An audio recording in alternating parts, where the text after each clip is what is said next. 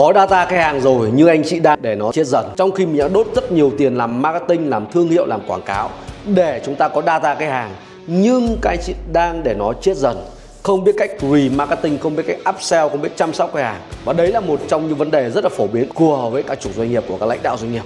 Và nếu anh chị muốn thay đổi được cái cách là chúng ta làm sao để chúng ta có thể tận dụng được cái sức mạnh của data, để chúng ta có thể remarketing, để chúng ta có thể upsell, để chúng ta chăm sóc khách hàng, để biến khách hàng thành fan, để giảm thiểu tối đa cái chi phí marketing của bán hàng, thì hãy đến với chương trình AI Marketing and Sale năm 2025.